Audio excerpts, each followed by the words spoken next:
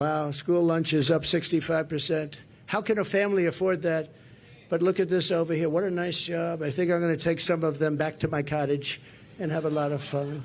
Like the Cheerios. I haven't seen Cheerios in a long time. I'm going to take them back with me. Bacon is through the roof. They're all through the roof. The milk.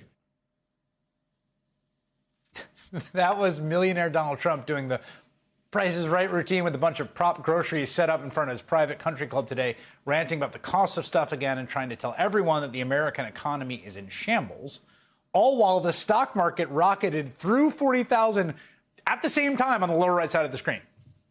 That there, the Cheerios riff, is Trump on message, which is something his aides have been begging for, like he was supposed to be yesterday in another rambling economy speech.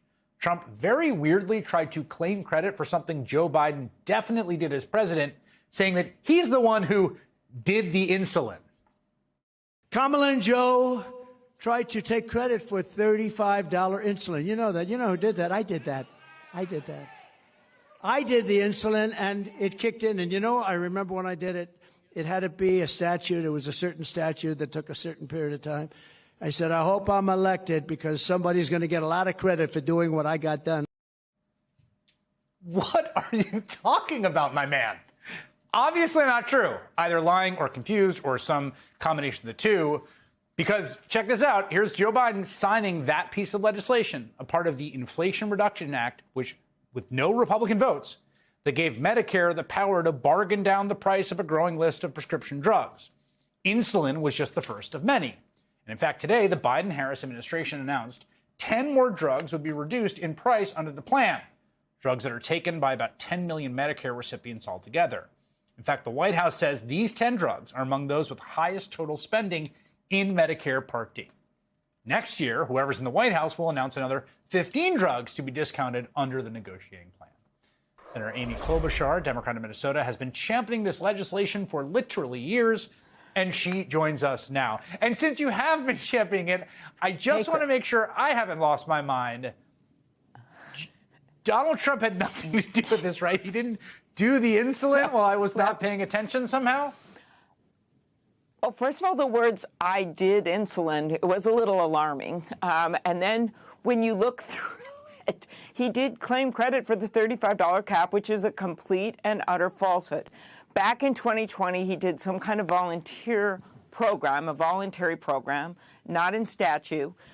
And there was just a PolitiFact fact check on this a few weeks back, and it found his claims to be false. Why? Because, as you said, Joe Biden and the Biden-Harris administration got this done. Not only did they get that $35 cap in place, that has also helped people who aren't seniors because it forced the drug companies to voluntarily offer it to people who aren't seniors and made a huge impact.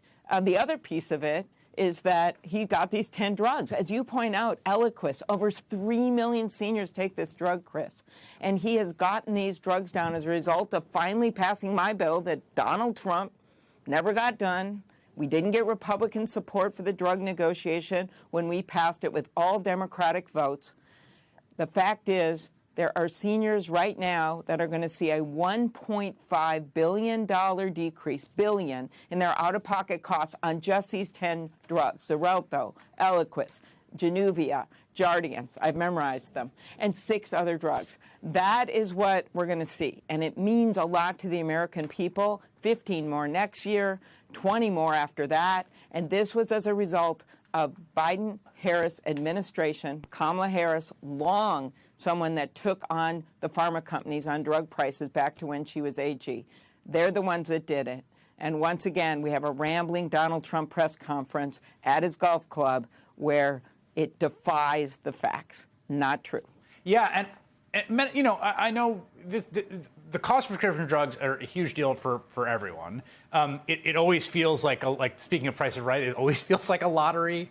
Like you walk up and it's like, I don't know, it's gonna be $10, it could be $180, it could be $560. Like, do we just spin the wheel? And so this has been a huge deal. But I think the political economy of it and the reason that it's so important, both for what it means for people's pockets, like they're going to pay less for drugs, but also like just tell us a little bit about how long it took to get to this moment, because I have covered this issue for 20 years, And the drug companies obviously don't want it because it's just it's directly, there's the seniors on one side in the government, and there's them on the other side, and they want to charge more.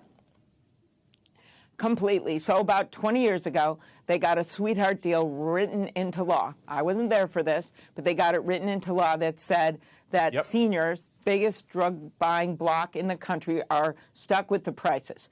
So over years, led by myself, led by Bernie Sanders, we have kept pushing this. And at the beginning, I had 8 people on the legislation. Then we added more people. As I said, then Senator Harris was a strong supporter of this bill. We kept adding people, and finally, we get to the Inflation Reduction Act. We never got Republicans on the legislation.